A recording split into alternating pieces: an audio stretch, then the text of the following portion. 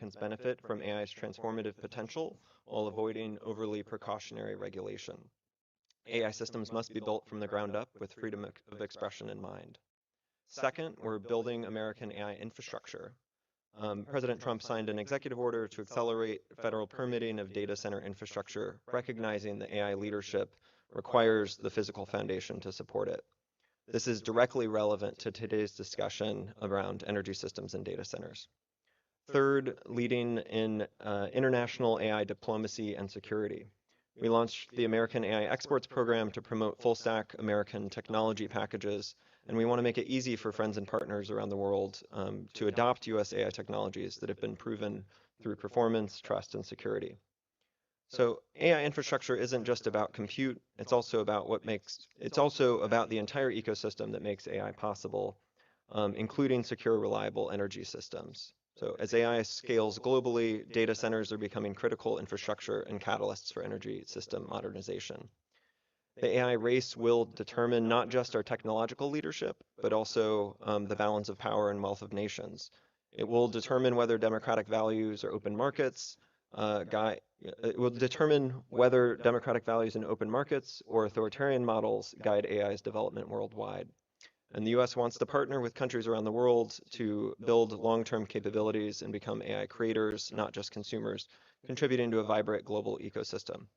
I think the technical challenges that you'll discuss today on this panel on high-efficiency data centers, intelligent power systems, energy optimization, they're not just engineering problems. They're really strategic imperatives that shape which countries can fully participate in the AI revolution. So I look forward to the panel, and I'll turn it over to the moderator. Thank you.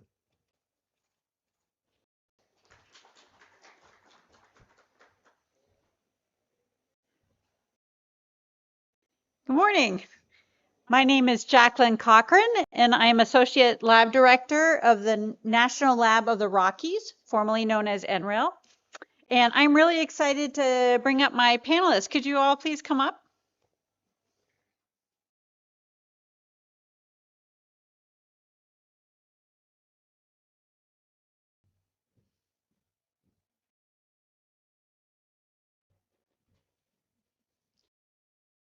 AI infrastructure is scaling at an unprecedented pace, not only in my country, here, around the world. The question is no longer whether data centers will strain power systems, but whether leadership, technology, and policy can ensure that they strengthen power systems and economic resilience. So before we dive into questions, let me quickly introduce our esteemed panelists for today's sessions. Right, we will start with my old friend, Mr. Abhishek Ranjan. He is CEO of BSES Rajdhani Power, one of Delhi's primary electricity distribution companies, he brings deep experience in utility operations and system reforms. Next to him, another old friend, Mr. Samir Saxena, Chairman and Managing Director of Grid India, responsible for national-level transmission planning and real-time system operations, where large-scale, high-density demands such as AI data centers meet grid stability and coordination.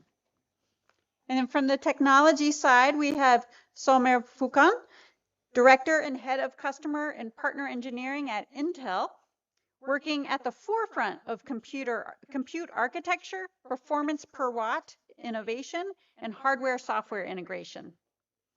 And then representing the hyperscale perspective is Kartik Krishnan, Principal for Energy Projects at Amazon Web Services, where he focuses on integrating large-scale AI data centers with local energy systems and long-term infrastructure planning.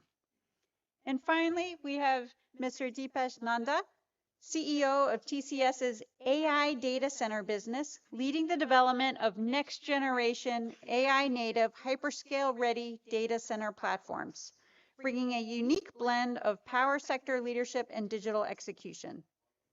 Together, this group represents the full AI infrastructure ecosystem, from grid planning and semiconductor design to hyperscale deployment and execution on the ground.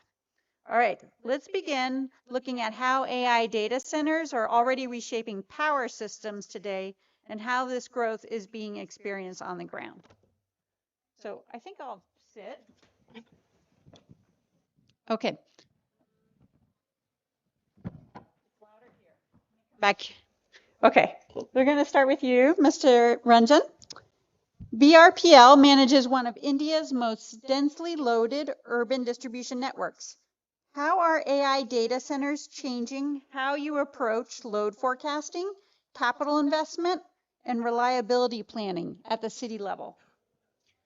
Thank you, Jacqueline, and thank you to the National Lab of Rockies for having me here, organizing this wonderful panel on a beautiful morning.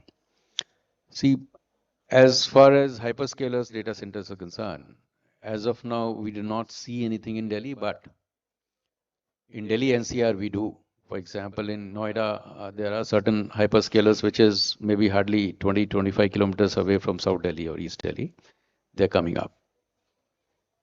Now, if we do not plan them according to resource planning in the sense like grid, where it is to be sited, it is going to be a strain on the grid because the kind of gigawatt requirements from each of the hyperscaler is very, very huge. 1 gigawatt, one hyperscaler, something like that. So planning, when we do forecasting of the demand and the planning as such, it's not only from the content perspective. It's not about power as such. I mean, power can be, because India's national grid is there, which is a one asynchronous grid, as you have already done the study. I think that was in 2017, that resource planning study that was done by then USAID. Okay. It's more about the network, the carriage part of it. Suppose you have in the heart of the demand center at 11 kV or 33 kV. In fact, 1 gigawatt will not be at 11 kV, 33 kV. These will be at, I mean, 220 kV or something like that, or 66 kV, 220 kV and above. So therefore, it is not going to impact the medium and low voltage grid, the giga scale hyperscalers. But then the way in India, how we are organized, that is central level transmission operators like CTU Grid India, or maybe state level STUs in India. At that level, the planning needs to be there, where, how and where the grid substation 220 by 66 or 220 by 33 has to be created, substation, we're dedicated to the same. Apart from this, since the base load is very, very, stable in a hyperscaler, generation sources, so would have to be also long duration, stable generation sources. In US, you're going for nuclear. India, we are just starting. Maybe it will take another 10 years, 15 years to reach there. So for the time being, there has to be a mix of approach. Are you going to dependent on grid completely, which may not be possible? So apart from grid, you should have a local, say, long duration, maybe 6 hour, 8 hour, or 9 hour, 10 hour battery storage. Some technology co-located with that center. Some captive generation as well, maybe renewable generation with solar and wind alike. Nuclear comes in later on. So it, in a nutshell, the planning has to be done through meticulous modeling exercise. It's not like you simply apply for connectivity, and it's not like a small connectivity. It's a big one. 1 gigawatt is a very big one. And it has to be comprehensive. It can't be piecemeal, transactional. So just like the CEA creates a national plan for transmission for normal loads, I believe there would be a national plan for siting of possible sites where the data centers can open, and that has to be pre-decided. Otherwise, it may lead to chaos and unnecessary adding of wires here and there, suboptimal optimization, and therefore the burden of tariff on the end consumers. Thank you so much. All right, next we'll turn to Mr. Saxena. From a national system operator perspective, how does the rise of AI-driven data centers change transmission planning and real-time grid balancing? And what new risks and opportunities does this create at the national level? Thank you. First of all, I would like to thank National Laboratory of the Rockies for inviting me and having me here today. Of course, this is a paradigm shift that we are going to see over the next few years. In fact, these are data centers we consider as very dense and intense loads that are coming, unlike bulk loads that we used to have at the distribution level. Now these would be at the transmission level, because sub-transmission they may not be able to cater this kind of requirement. In fact, the scale at which these are growing presently, by 2030, the size of data center penetration would probably be something equivalent to that of one of the state demands that we are seeing, maybe 8 to 10 gigawatts. So even that size is going to be very significant. Now this load is manifests on the grid. It is variable, it is spiky, it has sharp ramps, and it is so much variable. And in fact, there are silent exits also from the system. Anything happens on the grid sides, the data centers prefer to quietly isolate themselves. They are inverter based. So a big chunk of load like 1 to 1.5 gigawatt, or maybe a couple of gigawatts simply walking out of the system quietly creates a disturbance kind of situation for the grid. And we need to plan for it. We need to be able to handle this in a more planned manner rather than having it in a random fashion. So from our operator's perspective, the planning for the infrastructure, firstly, it has to be very reliable, robust transmission system has to be there. Uh, Along with the connectivity, like I think Abhishek has already mentioned, reactive power compliance, fault right through, all those kind of things must be put in place. That is one side. The other side is the resource adequacy side.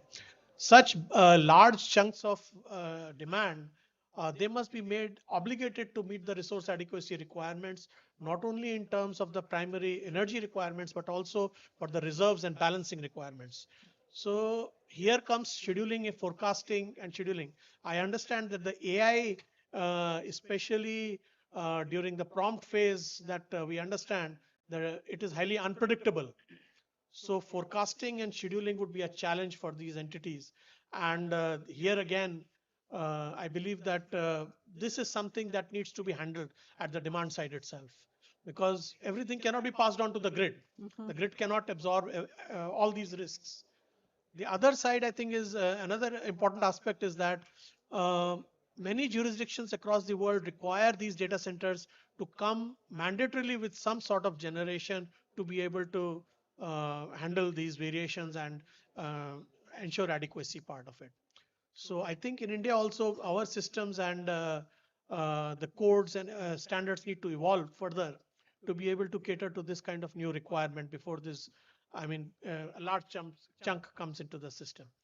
And of course, energy storage and all need to be integrated with that. So I would stop at that. Thank you.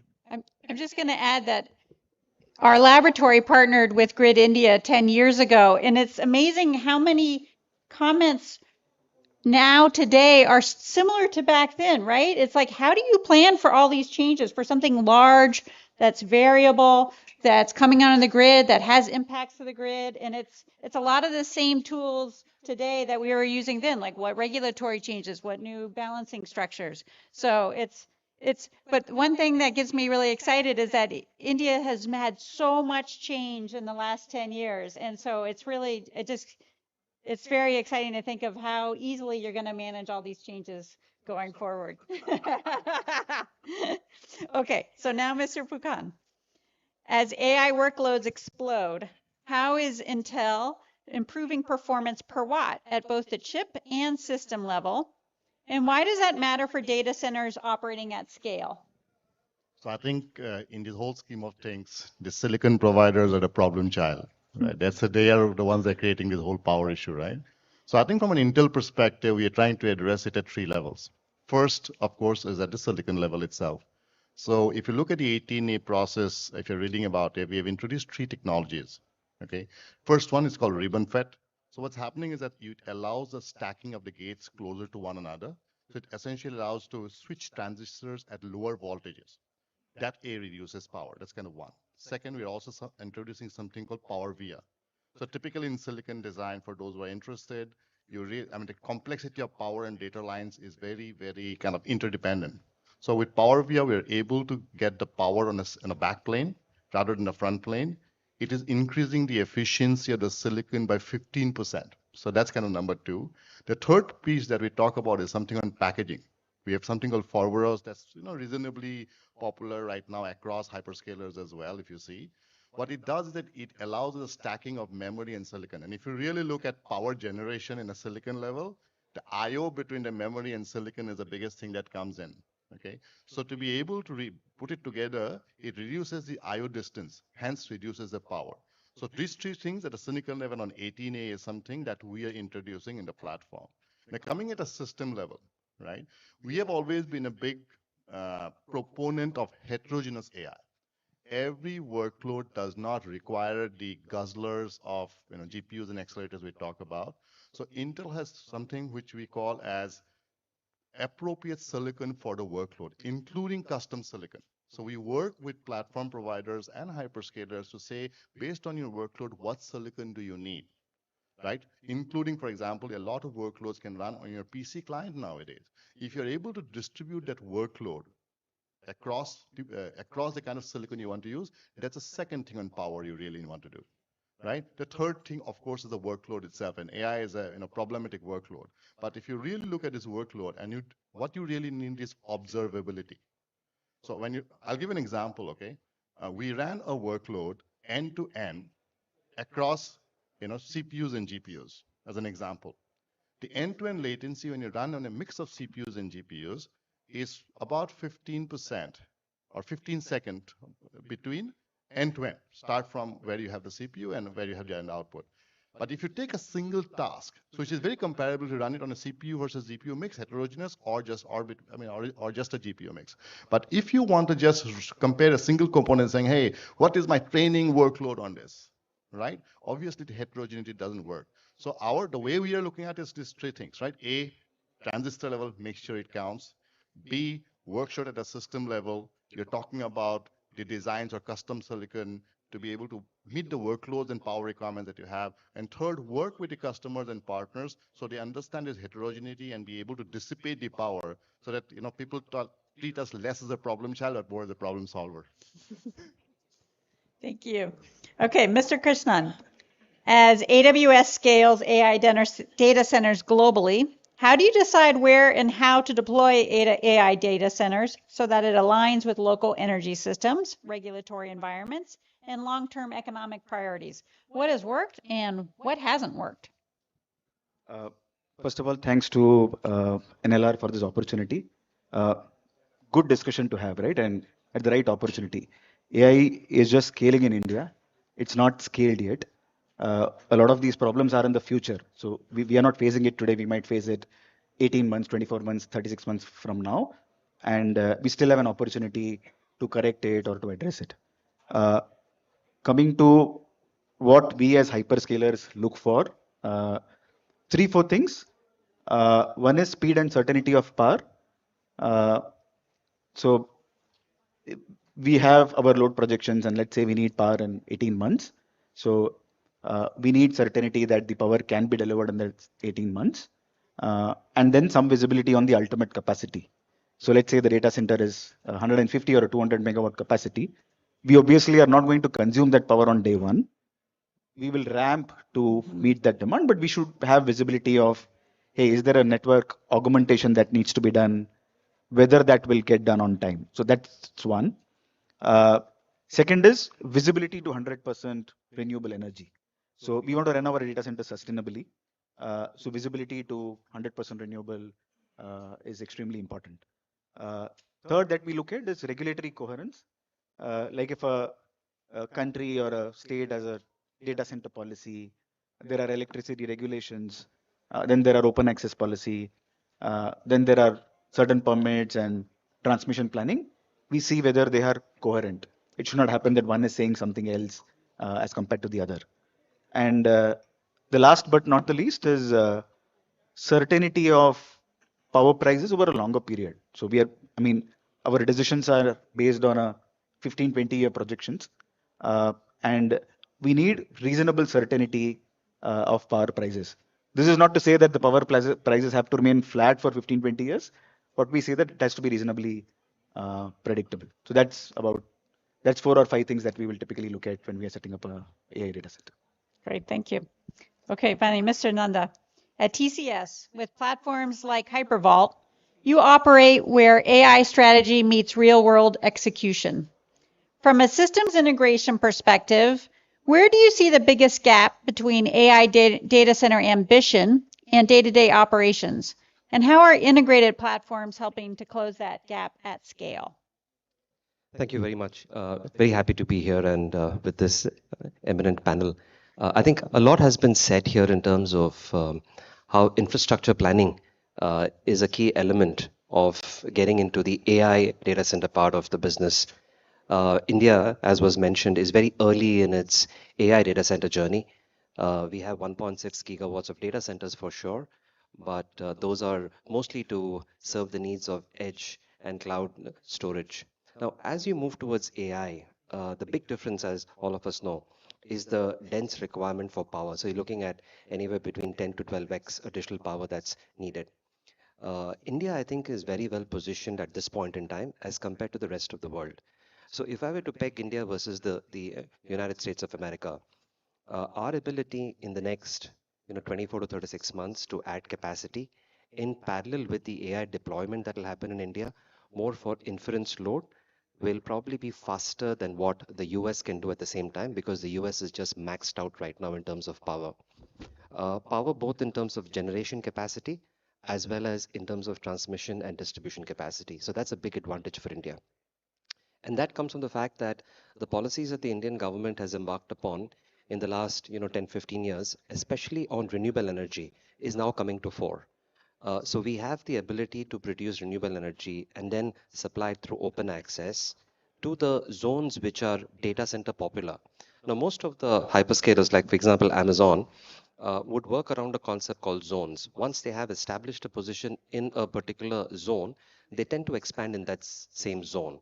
And hence, policies that are written towards making sure that those zones are adequately planned well in advance for the physical infrastructure. Because remember, the AI models are coming at a pace which is much faster than physical infrastructure in terms of setting up a power plant, transmission lines can catch up. That gap is anywhere between 30 to 36 months, which is the issue right now in the US. In India, we have a head start because we have additional power available at this point in time. We should do well in terms of making sure that those data center zones, whether it's Navi Mumbai, for example, or whether it's Hyderabad, for example, in the next few quarters, there should be robust planning in place to make sure that those zones are adequately catered to. And then the concept of coming up with newer zones in the country.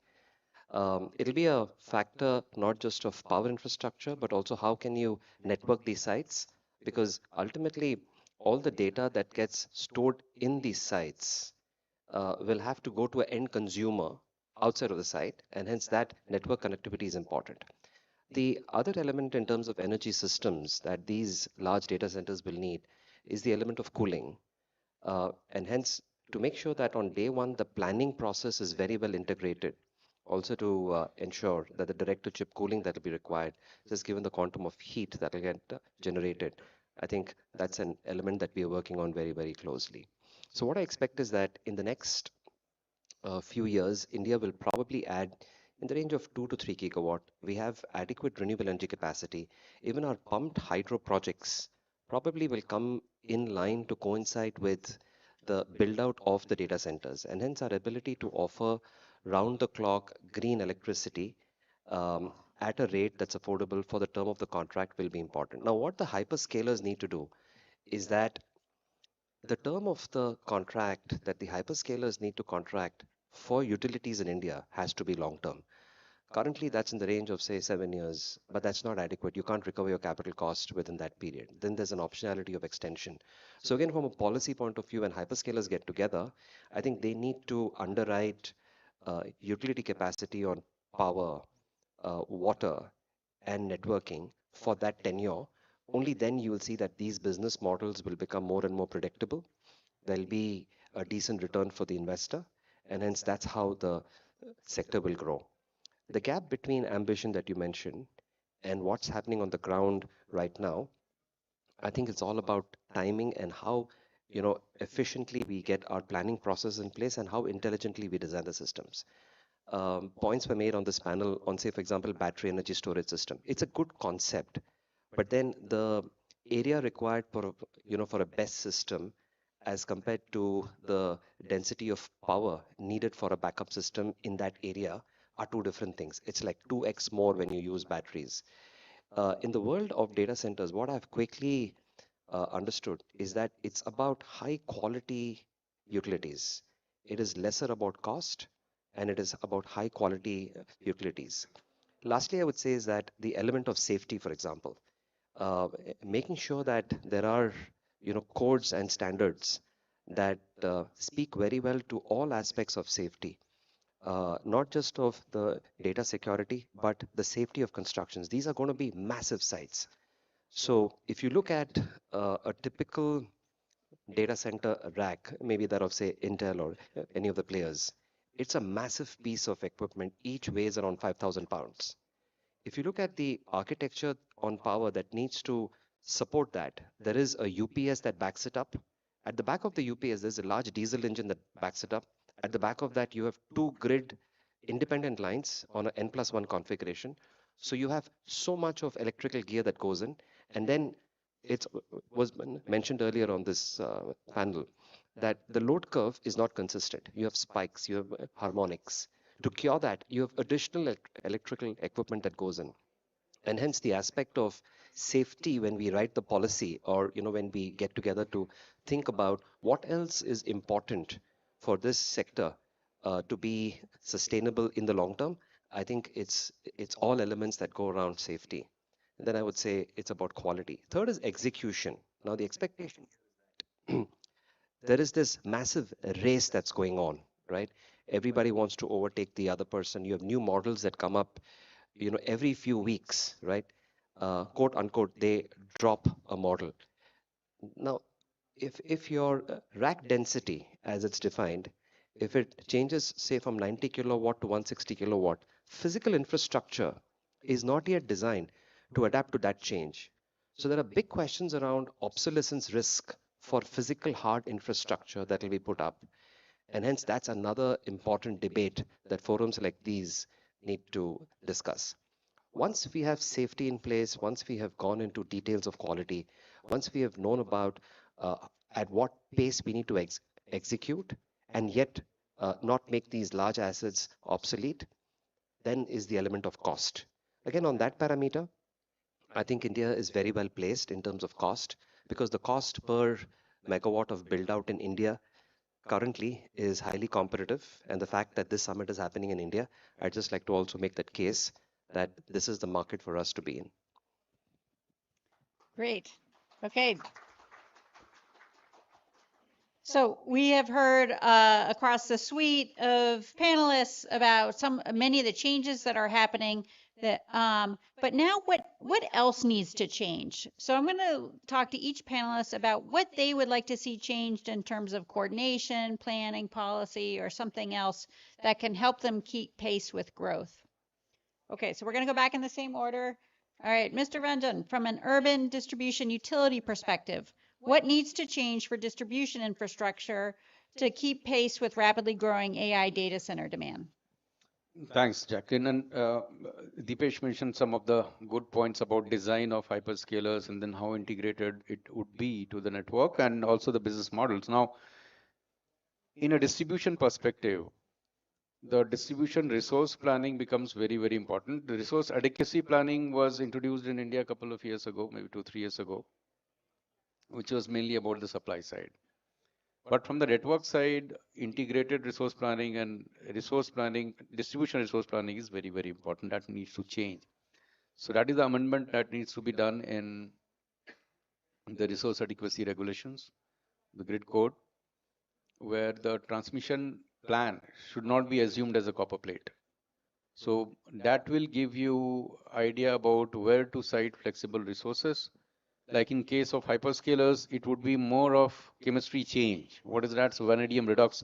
In the recently concluded India Energy Week, there were vanadium redox 20 feet containers on display, which can be, stacked up as a Lego brick. Okay, just like a Lego brick, very compact, unlike lithium ion chemistry.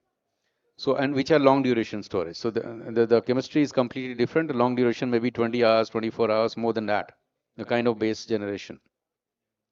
So the planning needs to be changed. The grid code starts with the grid code.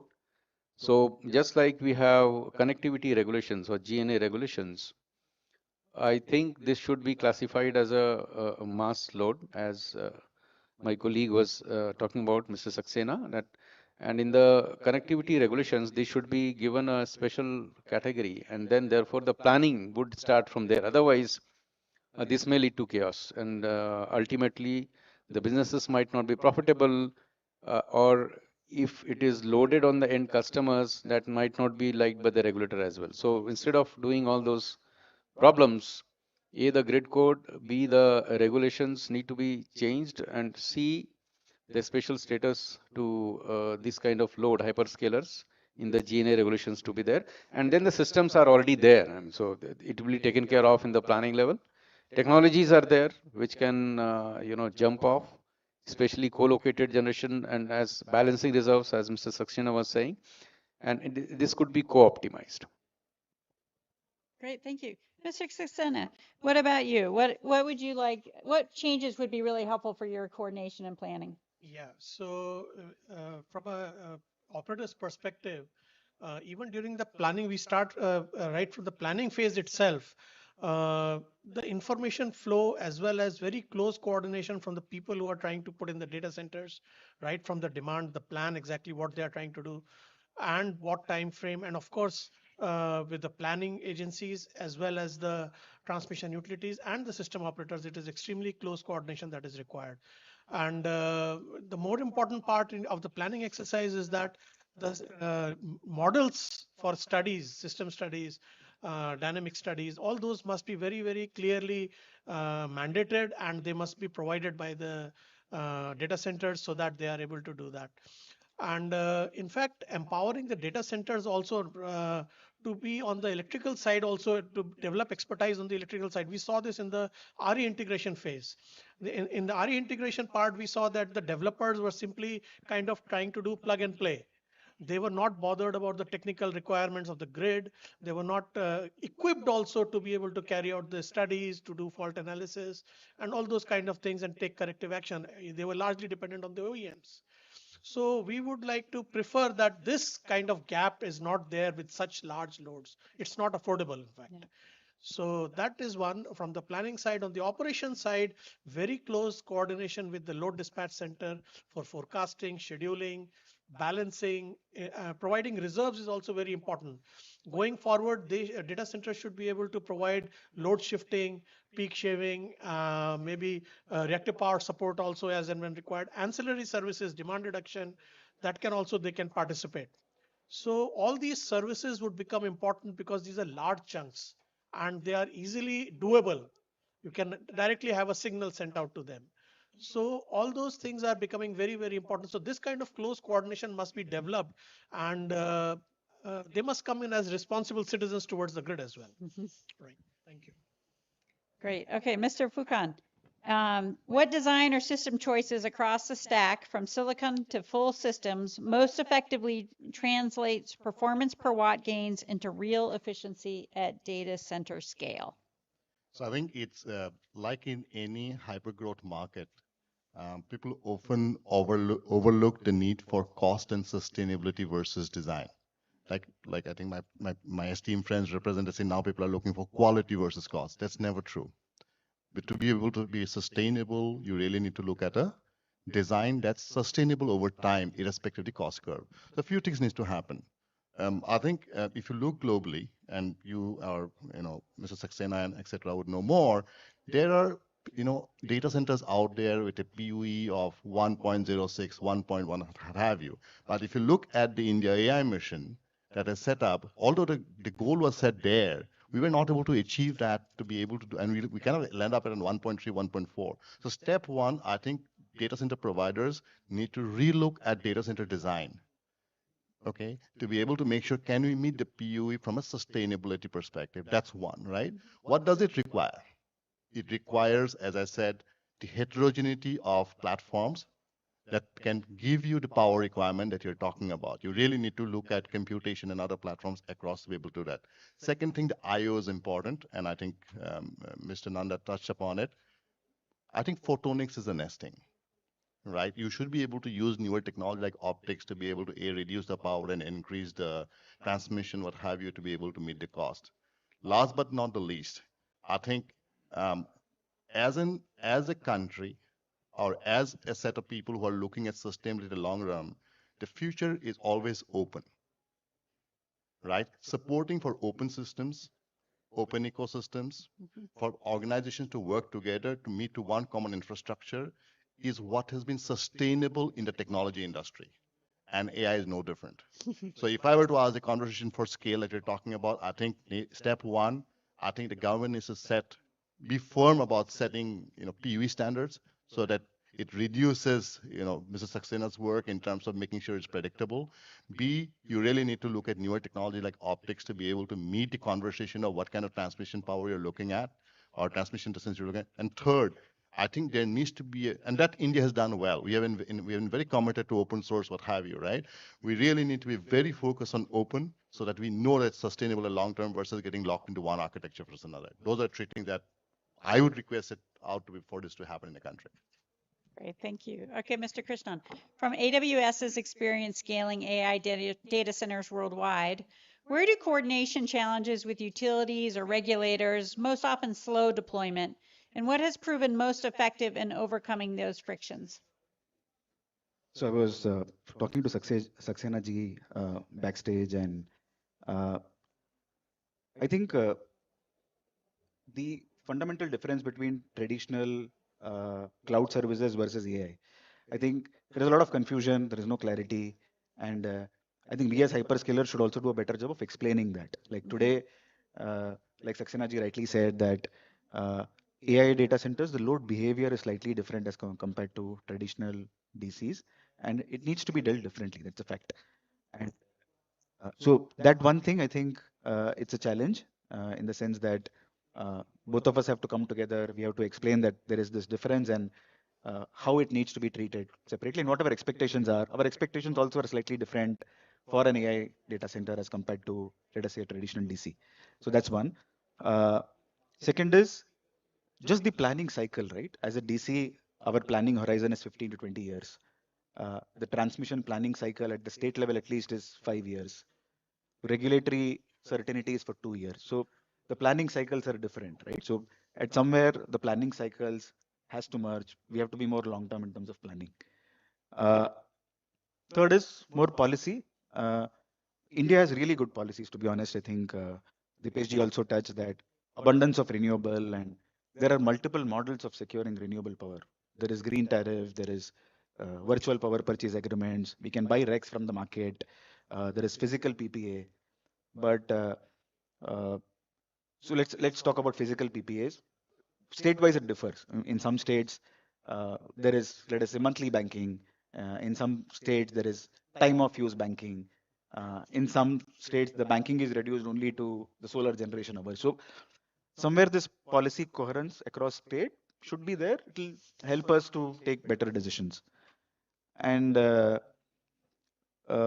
last but not the least is there are policies in place in terms of incentives for data centers or certain waivers, but on ground, the implementation of these policy is a challenge.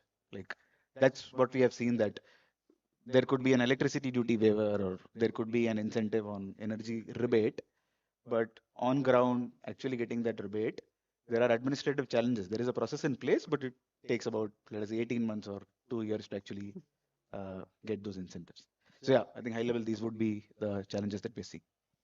Thank you. Okay, Mr. Nanda, as AI data centers move toward higher power densities and liquid cooling, where do traditional data center models break down? And what needs to be rethought from the ground up?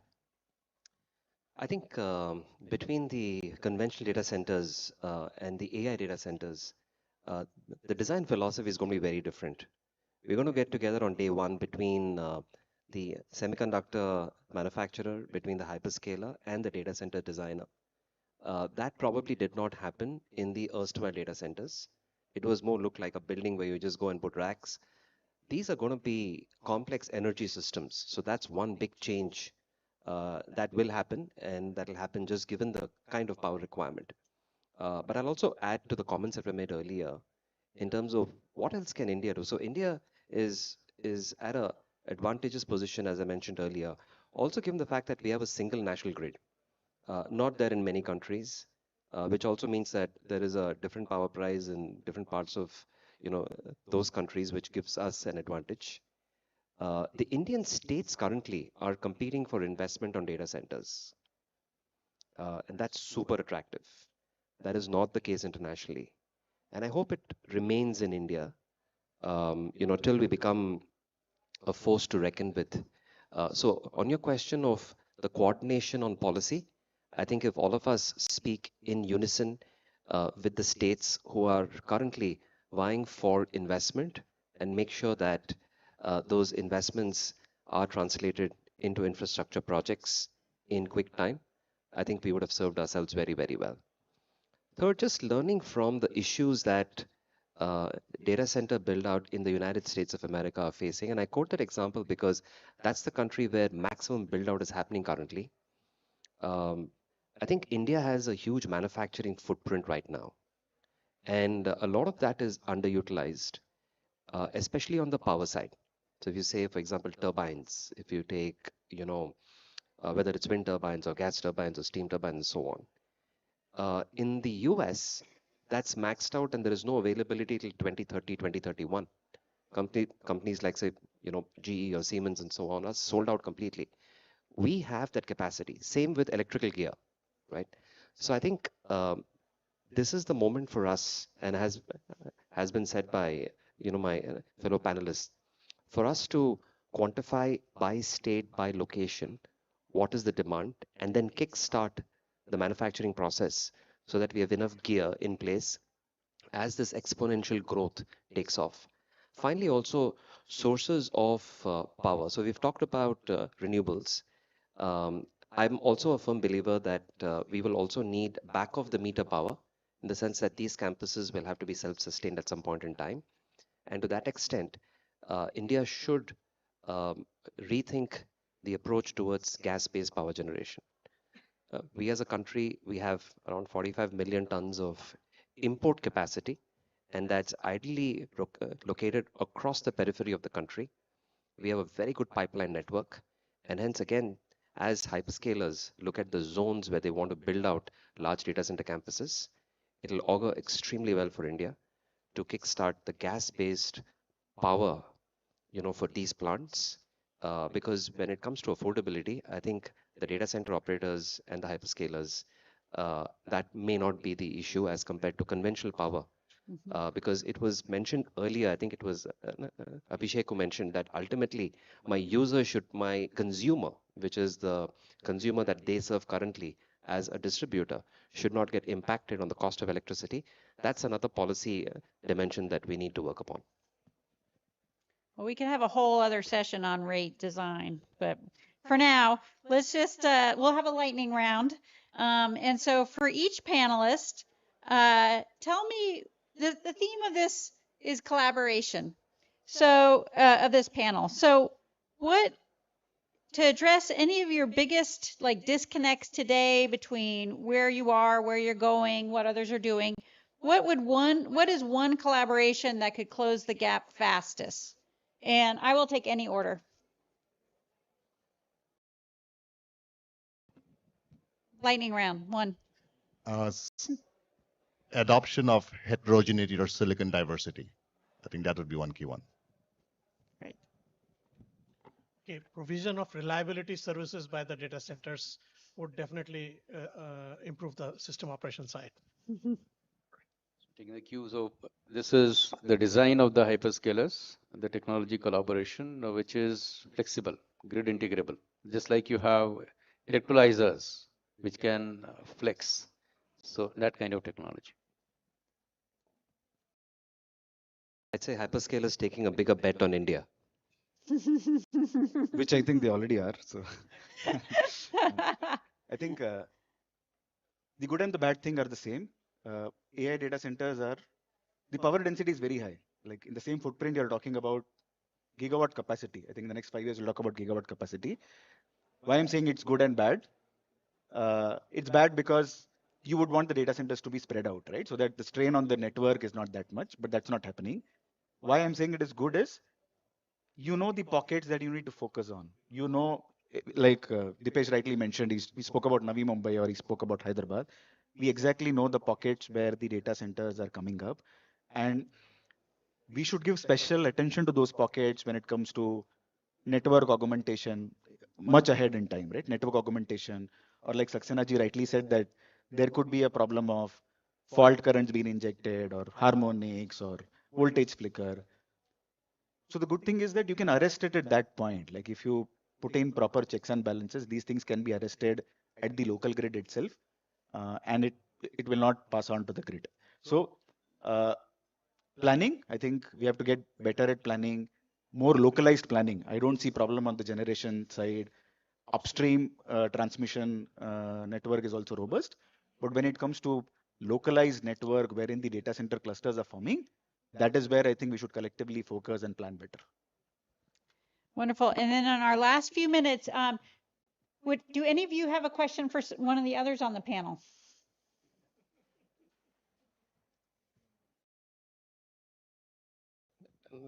I'd like to take this opportunity to ask,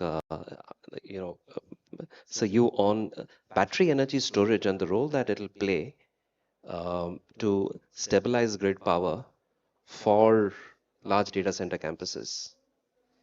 Any thoughts on that? Because that's a topic that we've been looking at, and I know that India has embarked on a journey of buying massive capacity of battery energy storage. How do you see that playing out? So I think energy storage is definitely going to be playing a very, very important role, especially in the context of data centers. In fact, that is where you can actually absorb the ramps and maybe provide backup, provide reliability service, provide voltage support. All those kind of reliability services can also come out from the battery energy storage systems. And in fact, it could offer some sort of shifting of demand as well. So all this, I think, should definitely come through in the form of local support to the data centers.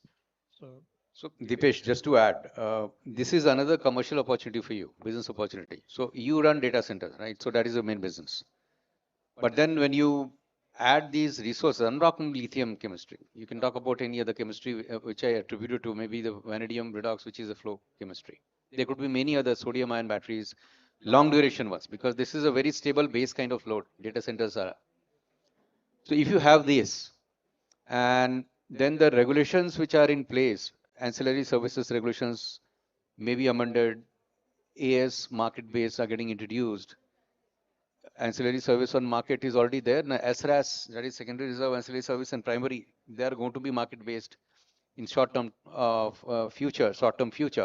So that could be a way where you are making your lives easier. Also, there is a money spinning opportunity where in your valuation sheet, one of the line items would be how I am flexing my data centers without impacting the reliable operation and making money out of it.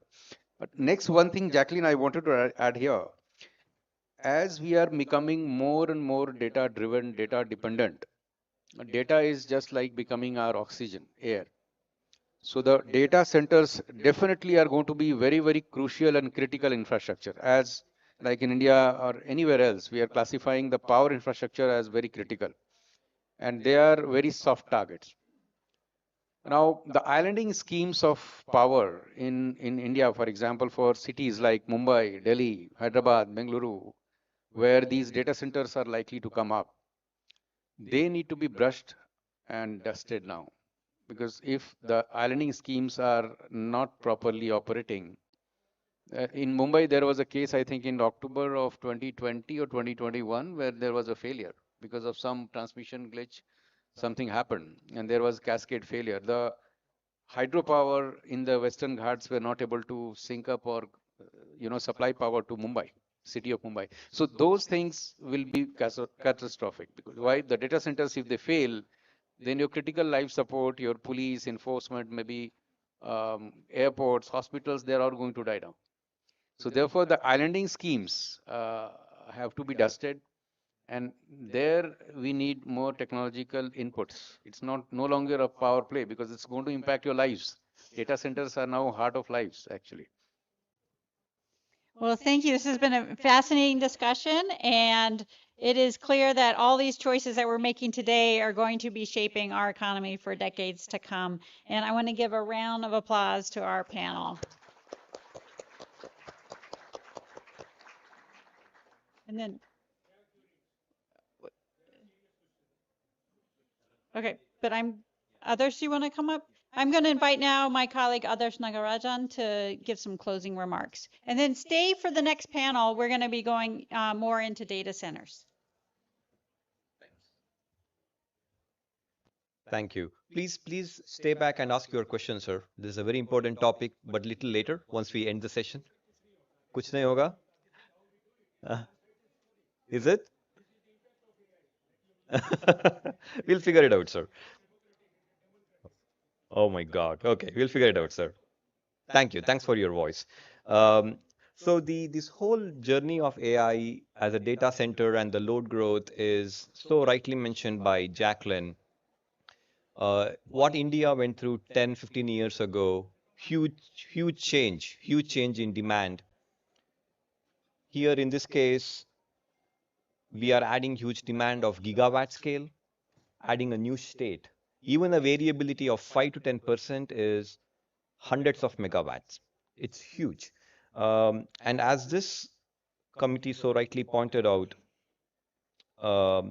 this will be successful only when there is a knowledge exchange and a handshake across all the stakeholders present here and the categories of stakeholders, the chip manufacturers as model developers, the solutions, the discoms, and the national grid operators, all put together.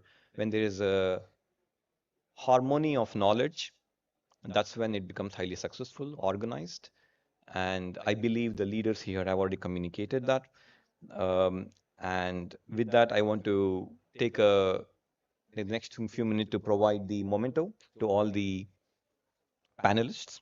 Let me invite Jacqueline, please give the memento to Abhishek Ranjan, CEO of BRPL.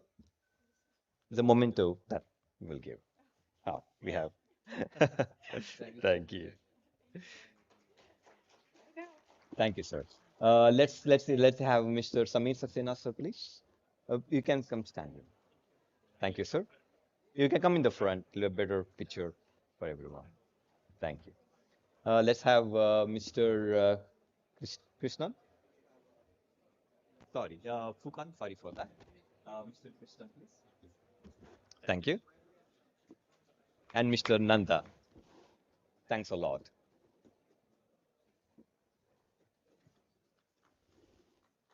Thanks a lot. Please stay back. We have an equally interesting yet more technical session following. Right after this, same place, we'll be replaced with more eminent guests as well. So please stay back and listen to that as well. Thank you.